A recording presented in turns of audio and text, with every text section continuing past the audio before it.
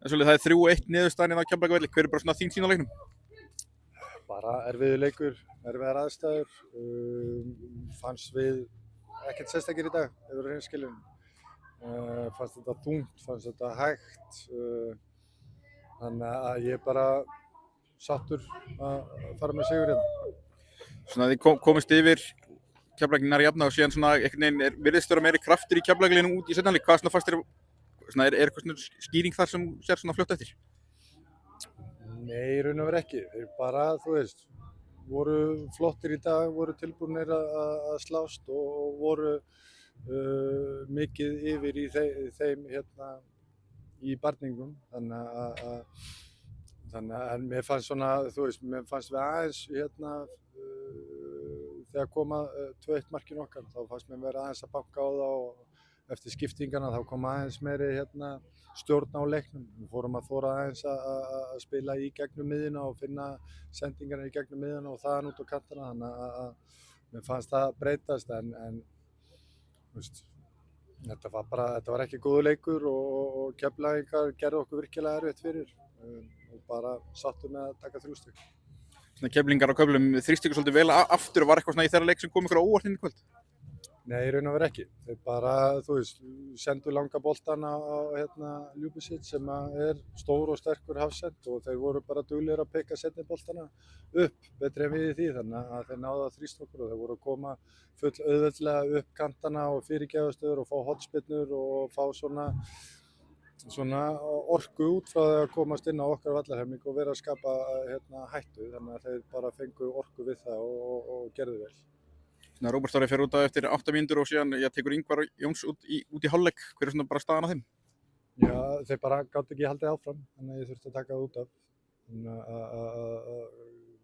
Ég veit ekki nákvæmlega stöðuna á Róberti, hvers slags meiðsli þetta voru og Ingvar virðist hafa fengið einhverja magakvæsu. Svo ekki klukkutími liðan leiknum þá ertu búinn með allar skiptingarnar. Varst svona bara ósáttur við hvernig leikurinn var að byrja í seinni hálfleik?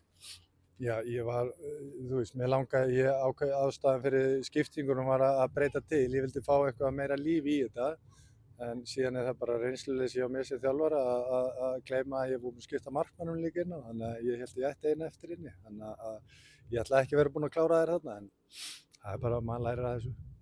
Og svona bara, seinni hálfleik náttúrulega náið 2-1 markinu og 3-1 markinu. Svona hvað fannst þér bara svona klára leikinn?